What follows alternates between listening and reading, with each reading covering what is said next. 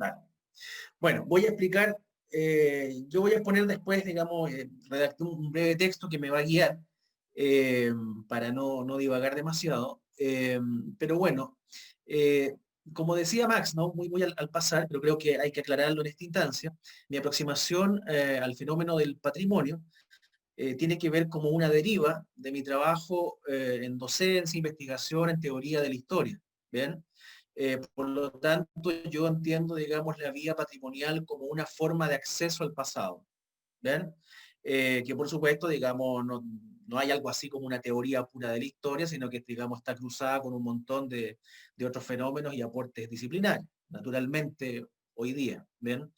Eh, bueno, entonces, en determinado momento me interesó, digamos, Valparaíso en la medida de que en la gestión, digamos, patrimonial de Valparaíso, algo estaba pasando con, digamos, con eh, las formas de tratar con el pasado de Valparaíso, ¿no? Esa sería, digamos, una cuestión, un planteamiento, digamos, muy general, pero que creo que puede colocar mejor la exposición. Bueno, y estas imágenes que están acá, ¿no? De alguna manera yo creo que pueden también, digamos, servir para intencionar lo que yo quiero plantear acá. Lo que tienen ahí en el primer caso, ¿no? Es una escena de una fotografía de los fines de los 60, 70, ¿no? De obreros de la maestranza varón, ¿no? De ferrocarriles, ¿bien?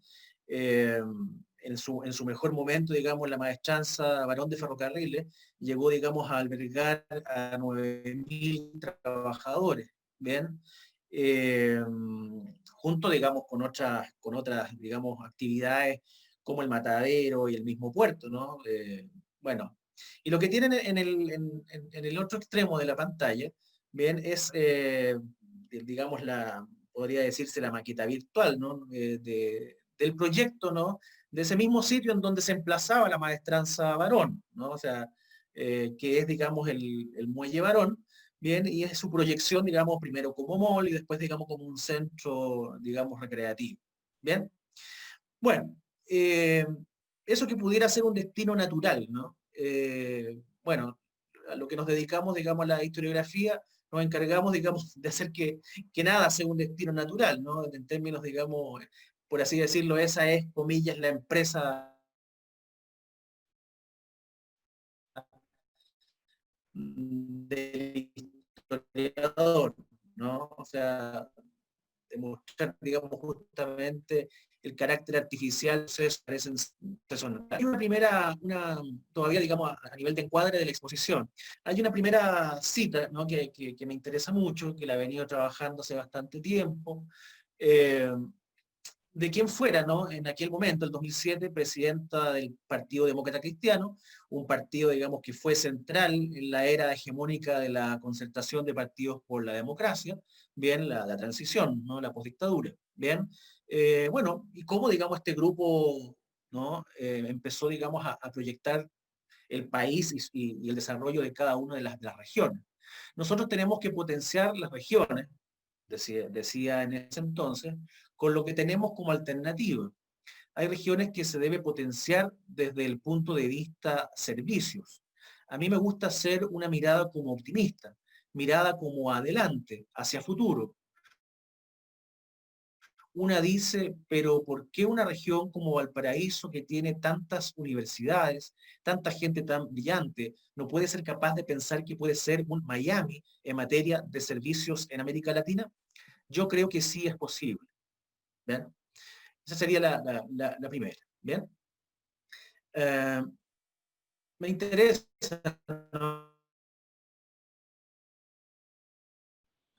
¿no? Eh, Esta segunda, que ya, digamos, corresponde a un académico de una escuela, de una importante escuela de arquitectura de Valparaíso. ¿Bien? Eh, Vean ustedes cómo proyecta esto, ¿no? Eh, yo estoy de acuerdo en que se conserven las fachadas, se traten de restituir los pavimentos, se reemplace el mobiliario urbano de época, etcétera, porque constituye una elección para los habitantes, tiene un valor turístico y da lugar a la nostalgia de los porteños. hecho que tiene un cierto ribete poético. Esta renovación visual debería ser acompañada de la incorporación de ciertos valores patrimoniales que podrían reeditarse. Por ejemplo, el barrio del Puerto y su legendaria vinculación con los marineros, que hoy podría ser perfectamente reemplazado por turistas, creando un barrio de los turistas. Eso sí es incorporar un cierto sentido del patrimonio intangible, acompañado de una tremenda inyección de recursos para ese mismo puerto que hoy tambalea. Ese es el paso que falta y la dirección en que se debiera impulsar las líneas de acción. ¿Bien? Y una última, ¿bien? Y con esto, digamos, terminaría esta suerte de introducción o encuadre, ¿bien? De un personaje que también ha sido clave, ¿no? En los gobiernos de la transición, ¿no? De la concertación, cuando existió la concertación de partidos por la democracia. José Joaquín Brunner, ¿no? Eh, Dice Brunner, ¿no? En un documental, en el 2002, hay una frase feroz de Fernando Enrique Cardoso, todavía como sociólogo, antes de que fuera presidente. Dice, el riesgo de los países de América Latina es que si no logran asociarse a la renovación, a la revolución contemporánea, la llama así, pero está hablando de la globalización, los mercados, la competitividad, es que van a perder incluso interés como objeto de explotación. ¿Ven? Bueno, eh, voy a ver cómo dejo de proyectar. ¿No?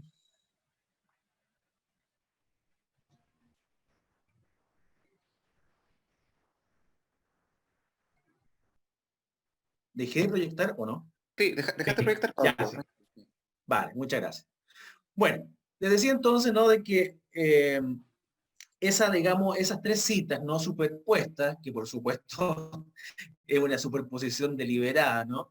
Es una suerte de edición, pero no obstante tiene que ver con cómo, digamos, yo interpreto el proceso que vive Valparaíso, ¿bien?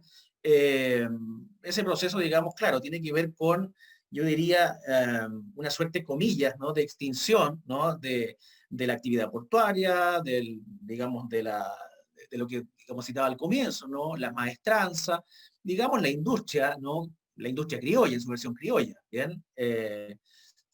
Digamos, siempre está, siempre, digamos, no como margen del capitalismo, digamos, esa industrialización nunca fue completa, ¿no? Son retazos de industrialización y más bien tienen que ver con el comercio, ¿no? El modelo extractivista, etcétera, ¿no? Bueno, eh, y su, digamos, ¿no? La extinción, digamos, de ese mundo, bien, y su suerte, digamos, y los debates en torno a la conversión de Valparaíso, ¿no?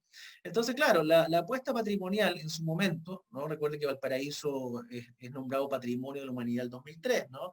Pero hay un trabajo anterior, ¿no? De lectura de la ciudad, ¿no? Para poder, digamos, colocarla como patrimonio. Bien, entonces mi pregunta es justamente por la relación, ¿no? Que se establece con ese pasado a partir de la gestión patrimonial de Valparaíso, ¿no? Bueno, básicamente, digamos, lo que quiero, digamos, tratar de proponer ahí, bueno, es que hay un intencionamiento del destino de la ciudad. ¿Bien? Eh, yo he tratado de rastrear, digamos, esa huella, ¿no? De la agencia política, ¿bien? Que hace algo con Valparaíso. Bueno, hay otra cita, digamos, incluso más explícita, ¿bien? También, digamos, de relevantes asesores de la moneda, ¿no? En torno a Valparaíso, ¿no? Bueno, de ahí podríamos, digamos, seguir. Voy entonces a exponer lo que tengo preparado, ¿no? Me voy a guiar por un texto, esto es breve, tiene 4 páginas, ¿bien? Y de ahí, naturalmente, digamos, me gustaría dialogar, ¿bien? Veamos, ¿no? Valparaíso fue una ciudad particular. Su forma de habitar, su entramado social, se fueron dando como la búsqueda propia del mundo popular para darse una vida. Hablamos de una época, la de los 40 a los 60, en que la maestranza, el matadero y el puerto demandaban ejércitos de trabajadores, ¿no? Pero hablamos también del trabajo en un momento de avance de los derechos de las clases medias y proletarias en Chile. el periodo, digamos, denominado el Frente Popular. Las universidades y las instituciones del Estado no hacían poco. ¿Ven? Estudiantes, ¿no? En su mayoría pobres, venían del campo o eran hijos de trabajadoras y trabajadores. Eran los pocos que lograban sostener la fábula meritocrática, pero al mismo tiempo los muchos que copaban los espacios de sociabilidad popular porteña. La Marina en aquel tiempo aún no era enemiga del pueblo, como lo fue después del golpe de Estado. En sus filas había muchos hijos de madre sola que, sin poder mantenerlo, le daban el mejor destino que podían y, comillas, los entregaban a la patria. La calle, los almacenes, las bodegas, los emporios, los bares, los cines de barrio, la fiesta, la farra, lo mezclaban todo y hacía de Valparaíso un lugar en sentido antropológico, es decir, un donde estar con sus propias normas de residencia. Es sabido que con lo que ganaba en un turno un obrero estibador, podía incluso subcontratar a un segundo y este segundo incluso a un tercero. Es lo que los de la zona conocemos, ¿no? En la memoria social de la ciudad, como el medio pollo y el cuarto pollo, ¿no? En la jerga del trabajador portuario. Ese excedente económico era puro gasto en goce, que iba a parar directamente a la ciudad. Otro tanto también inyectaba en dólares los marinos mercantes extranjeros cuando un buque debía recalar mínimo 6 días para descargar y cargar. Esto, abreviadamente, ¿no? Era Valparaíso. Por eso, luego, su caída a un abismo que parece sin fin. Porque nada fue más castigado que el mundo popular desde el golpe de Estado del 73 en adelante. En pocos años retrocedió lo que había conquistado en décadas. Son las conquistas, digamos, bien de las luchas sociales desde fines del 19 en adelante, que cobró no pocas matanzas. Y Valparaíso era una ciudad tramada casi completamente por la sociabilidad popular. Con el final inducido de ese mundo, se inaugura el proceso de destrucción de la ciudad. La dictadura empobreció a los trabajadores, asesinó dirigentes portuarios, abortó la industria local, sacrificó el ferrocarril en favor de a los sindicatos, redujo, persiguió, torturó y asesinó estudiantes universitarios, declaró toque de queda, clausuró la noche porteña y envileció a la Marina. El resto lo hizo la apertura económica al mundo sin los mínimos resguardos nacionales o la introducción de las tecnologías de la logística portuaria por las que ya casi no se requiere trabajo humano. La patrimonialización de parte de la ciudad, efectuada desde mediados de los 90, con su retórica conservacionista, no es más que una segunda fase en esta destrucción, modernización de Valparaíso. Es una afirmación fuerte y en apariencia contradictoria, pero cuando la gestión patrimonial se lleva a cabo sin un marco legal adecuado, con precario apoyo del Estado y entregada a la expectativa de inversionistas por obtener retornos inmediatos, principalmente vía turismo o negocio inmobiliario, lo que resulta es la destrucción del lugar. En efecto, los sitios patrimoniales devienen no lugares, según el ya clásico concepto de Ollé, es decir, espacios de tránsito en donde no logran establecerse normas de residencia, lugares en que realmente nadie habita. Sin lugar se desvanecen los lazos sociales y la memoria social, que es un saber para la vida en común, entra en crisis. Puede que en algunos barrios y cerros de la ciudad subsista aún algún lugar para hacer la vida.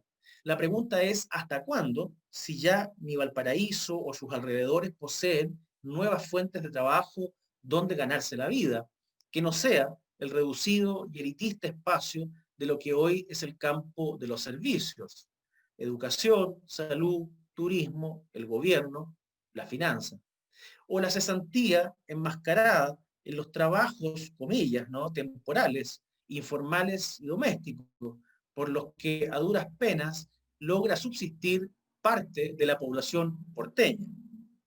Por último, se podrán reinventar barrios de fin de semana, segundas vidas albergadas en segundas viviendas, pero no hablamos de esto cuando decimos hacer una vida. Valparaíso entonces ha devenido una ciudad todavía en estado post-portuaria, post-industrial, incluso post-estatal y post-universitaria, si se observa la mutación neoliberal de esta última institución. Es decir, es una ciudad que no ha encontrado su nuevo rumbo o motor de reemplazo. Su población encaja más bien en lo que Zygmunt Bauman llamó en su clásico libro Vidas desperdiciadas, una humanidad residual. Con dicho término, Bauman se refería al saldo humano de todo proceso de modernización, entendido este como un componente propio de la dinámica de la modernidad.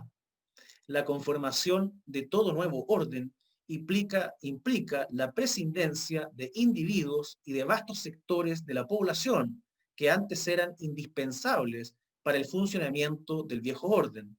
Son humanos residuales, por ejemplo, todos aquellos que desempeñaban labores en la vieja sociedad industrial portuaria antes que fuesen desplazados por la liberalización y la automatización. Son aquellos y aquellas que, parafraseando al Brunner del epílogo de esta exposición, del epígrafe de esta exposición, son aquellos que han perdido interés como objeto de explotación, los ya no explotables. El presente post de Valparaíso, que ha encontrado su estación en lo patrimonial, impone también el consumo del pasado antes que su conocimiento o rememoración. De entre todos los bienes que circulan, uno redobla la plusvalía de todos los otros. La réplica de la bohemia porteña, el fetiche del Valparaíso popular asociado al mundo del trabajo portuario. Se da así una particular paradoja. El objeto más deseado es el más ficticio, el menos posible.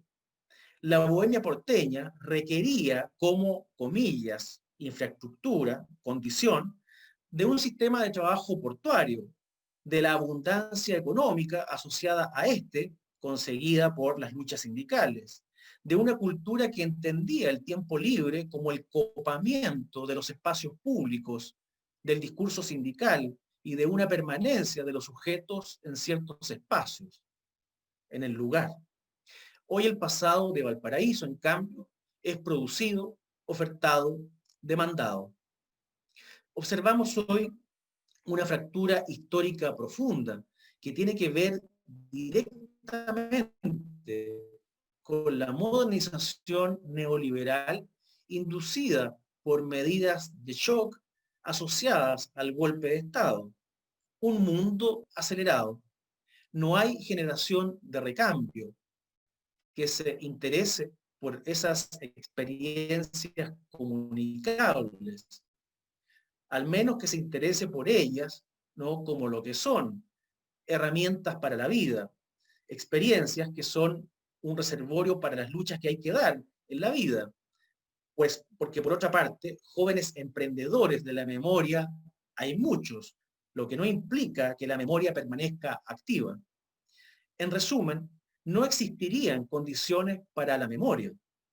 Podemos afirmar que allí donde no existe un vínculo social fuerte, no hay soporte ni material para construir memorias colectivas, sostuvo en los 90 Norbert Lechner.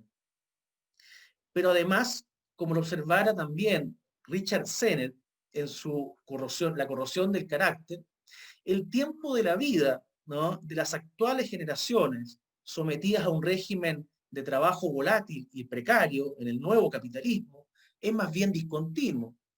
En cambio, la memoria del trabajo de la anterior generación se estructura en una narrativa lineal, la más adecuada, dice Sennett, para representar una vida de trabajo estable con una recompensa al final. Incluso de existir el vínculo, la experiencia organizada en esa narrativa sería probablemente desestimada como poco útil en la medida que no hace sentido frente a los actuales desafíos.